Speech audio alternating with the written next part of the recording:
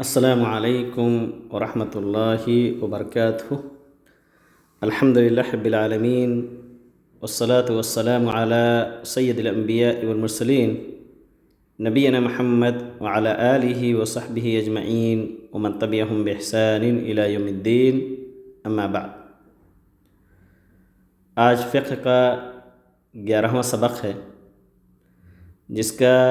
موضوع ہے مریض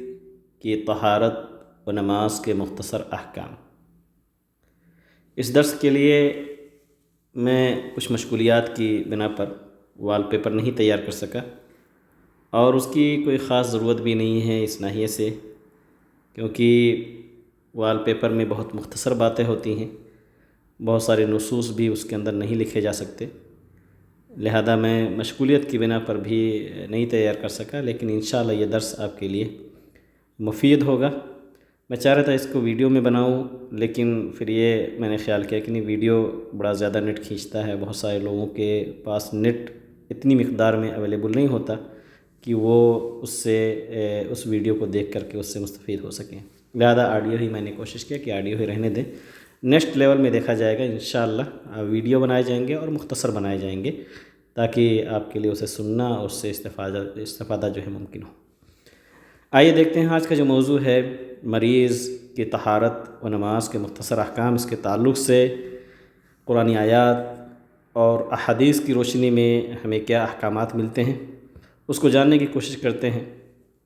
قبل اس کے کہ مریض کی طہارت اور نماز کے تعلق سے گفتگو کی جائے، اس سے پہلے ضروری ہے کہ کچھ بنیادی باتیں ہو جائیں تو زیادہ بہتر رہے گا۔ ان بنیادی چیزوں میں سے یہ ہے کہ اللہ رب العالمین نے ہمیں بے شمار نعمتوں سے نوازا ہے، اور ہم بسا اوقات ان نعمتوں پر اللہ کا شکر ادا کرتے ہیں، اور بسا اوقات اس سے غافل بھی رہتے ہیں، بلکہ کچھ نعمتیں ایسی ہیں جو ہم محسوس ہی نہیں کرتے کہ یہ بھی اللہ رب العالمین کی کوئی نعمت ہو سکتی ہے، کیونکہ نعمت ہم ایک خاص معنی اور مفہوم میں سمجھتے ہیں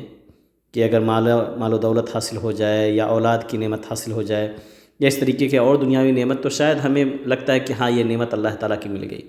لیکن کچھ نعمتیں ایسی ہیں جس سے حقیقت میں ہم غافل ہیں۔ اللہ رب العالمین کی نعمت ہمارے پاس ہے، لیکن بے شمار لوگ اس سے محروم ہیں۔ انہی نعمتوں میں سے صحیح بخاری کی ایک حدیث ہے، اللہ کے رسول صلی اللہ علیہ وسلم نے فرمایا کہ نعمتان مغبون فیہما کثیر من الناس الصحۃ والفراغ، کہ دو نعمتیں ایسی ہیں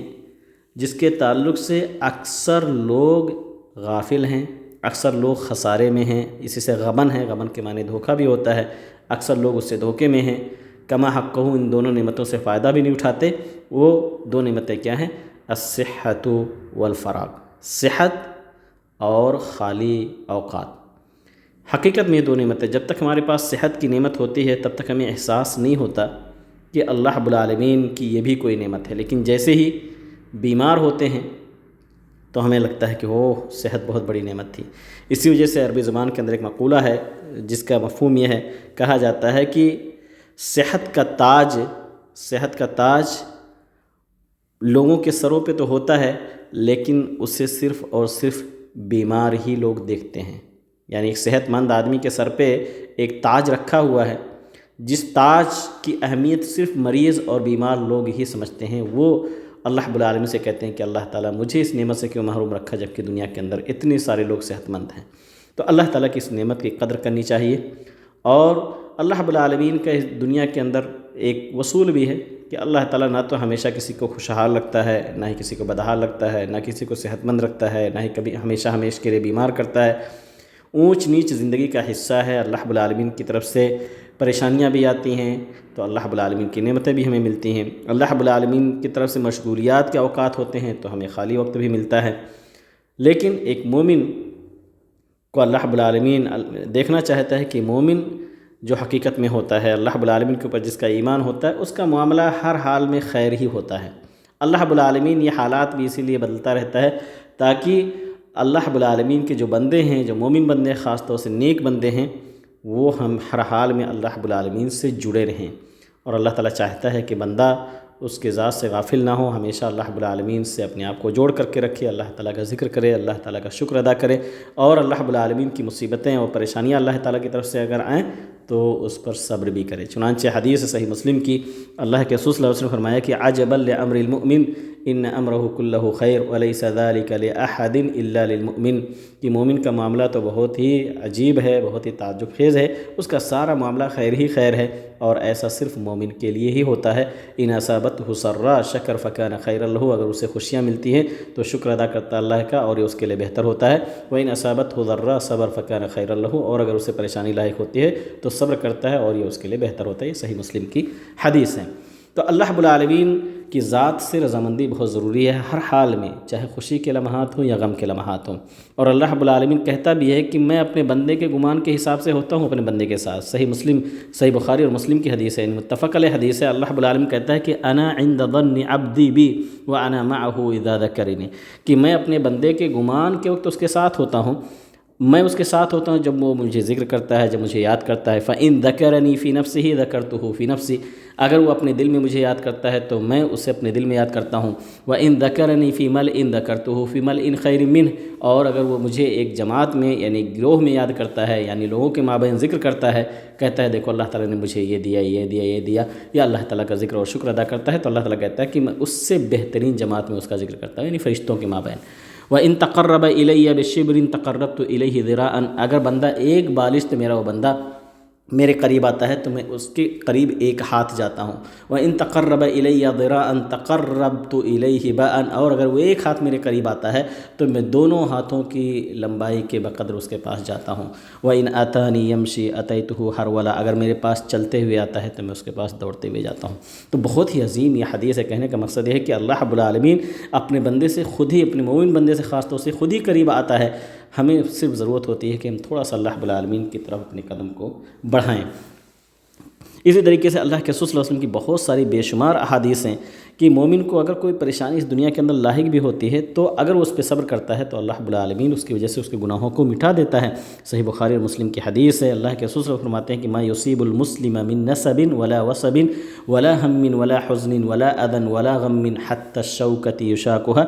الا كفر الله بها من خطاياه، کہ ایک مسلمان کو جو بھی تھکاوٹ، جو بھی بیماری، جو بھی غم، حزن، تکلیف، یہاں تک کہ ایک کانٹا بھی اگر اسے چبھتا ہے تو اللہ رب العالمین اس کی وجہ سے بھی اس کے گناہوں کو مٹا دیتا ہے۔ تو کہنے کا مقصد یہ ہے کہ اللہ رب العالمین اگر مصائب اور پریشانیاں لاحق ہوتی ہیں تو صبر پر اجر و ثواب بھی نوازتا ہے۔ چونکہ ہمارا موضوع جو ہے وہ مریض کے احکام کے تعلق سے ہے، تو اس لیے ضروری ہوا کہ ہم ان بنیادی چیزوں کو اپنے ذہن میں رکھیں کہ اگر بطور آزمائش اگر اللہ رب العالمین ہمیں بیماریاں لاحق کرتا ہے تو اس پر ہمیں گھبرانے کی ضرورت نہیں ہے، بلکہ ہم اللہ تعالیٰ کے ساتھ حسن ظن قائم کریں، اس پر صبر کریں، تو انشاءاللہ اجر و ثواب کے ہم مستحق ہوں گے، بلکہ اللہ رب العالمین بسا اوقات ہو سکتا ہے اس لیے بھی آزماتا ہے۔ ایک حدیث کے اندر ہے کہ اللہ تعالیٰ چاہتا ہے کہ ایک مومن بندہ جو مجھ سے ملے تو قیامت کے دن اس حال میں ملے کہ اس کے اوپر کوئی بھی گناہ نہ ہو۔ یہ سنن ترمذی کی حدیث ہے۔ اب آئیے دیکھتے ہیں مریض کے طہارت کے احکام کے تعلق سے۔ مریض ہو یا غیر مریض ہو، ہم سبھی جانتے ہیں کہ طہارت آدھا ایمان ہے، اور اسی طہارت کا ایک باب ہے وضو۔ ہمیں وضو کی ضرورت پڑتی ہے جب نماز پڑھنے کے لیے جاتے ہیں، جیسا کہ سورہ مائدہ کے اندر اللہ تعالیٰ کہتا ہے یا ایھا الذین آمنوا اذا قمتم الى الصلاة فاغسلوا وجوہکم وایدیکم الى المرافق وامسحوا برؤوسکم وارجلکم الى الکعبین، کہ اے مومنو جب نماز پڑھنے کے لیے تم کھڑے ہو یعنی ارادہ کرو تو اپنے چہروں کو دھو، اپنے ہتھیلیوں کو دھو، اور اپنے سر کا مسح کرو، دونوں پیروں کو دھو۔ اسی طریقے سے اللہ کے رسول صلی اللہ علیہ وسلم کی حدیث ہے کہ لا تقبل صلاۃ بغیر طہور، کہ بغیر طہارت کے نماز قابل قبول نہیں ہوتی ہے۔ طہارت پانی کے ذریعے سے بھی حاصل ہوتا ہے، اور طہارت پانی کے علاوہ دوسری چیزوں کے ذریعے سے، چاہے وہ پاک مٹی ہو یا اس کے قائم مقام کوئی چیز ہو، اس سے طہارت حاصل ہو سکتی ہے۔ ایک مریض اگر پانی استعمال نہیں کر سکتا طہارت کے لیے تو وہ دوسری چیزوں کے ذریعے سے، چاہے وہ مٹی ہو، چاہے وہ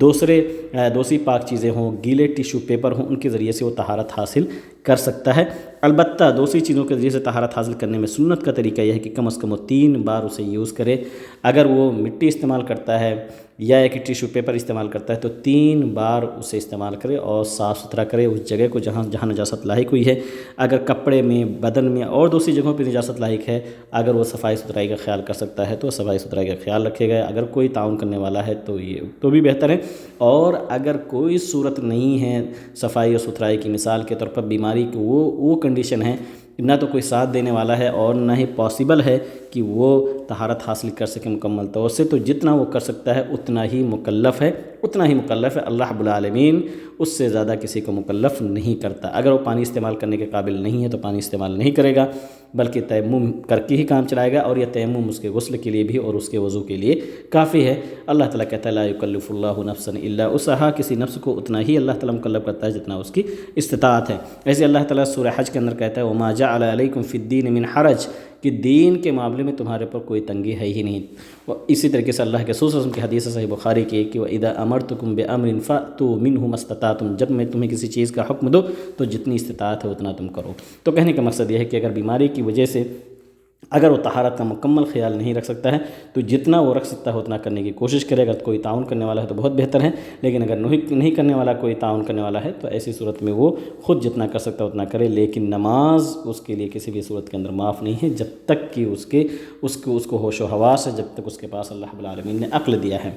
نماز کیسے وہ ادا کرے گا؟ ظاہر سی بات ہے، نماز ہم سبھی جانتے ہیں، نماز کی محافظت اللہ رب العالمین تو یہاں تک کہتا ہے کہ وَاعْبُدْ رَبَّكَ حَتَّى يَأْتِيَكَ الْيَقِينُ، کہ اپنے رب کی آپ عبادت کرتے رہیں یہاں تک کہ موت آ جائے۔ تو یہ موت تک نماز سے ظاہر سی بات ہے غفلت ہے، نہیں کرنی چاہیے۔ نماز ہر حال میں اللہ رب العالمین کی ادا ہی کرنی چاہیے، بلکہ نماز اگر دیکھا جائے تو اللہ تعالیٰ سے ملاقات کا سب سے بہترین وقت ہوتا ہے، جس میں بندہ اپنے رب سے سرگوشیاں کرتا ہے اور اللہ رب العالمین اس سرگوشی کو سن کر کے اسے نوازتا بھی ہے۔ اگر ایک مریض آدمی کھڑے ہو کر کے نماز نہیں پڑھ سکتا تو بیٹھ کر کے پڑھے گا، بیٹھ کر کے نماز نہیں پڑھ سکتا تو پہلو کے بل لیٹ کر کے، اور پہلو کے بل لیٹ کر کے بھی نہیں پڑھ سکتا تو وہ چت لیٹ کر کے یعنی پیٹھ کے بل لیٹ کر کے ہی نماز پڑھے گا۔ اللہ کے رسول صلی اللہ علیہ وسلم کی حدیث ہے صحیح بخاری کی، آپ صلی اللہ علیہ وسلم نے ایک صحابی رسول کو فرمایا جن کو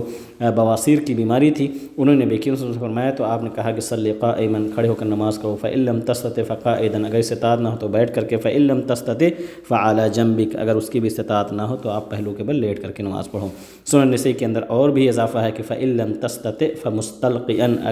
اگر لیٹنے کی بھی استطاعت نہ ہو داہنے پہلو یا کسی پہلو تو پیٹھ کے بل لیٹ کر کے ہی نماز پڑھے۔ تو کہنے کا مقصد یہ ہے کہ اللہ رب العالمین سے اپنے آپ کو اس حال میں بھی جوڑے رکھیں تاکہ اس کے یہ لمحات بھی عبادت میں گزریں اور اللہ رب العالمین سے وہ راضی ہو، چاہے جتنی تکلیف، جتنی پریشانیاں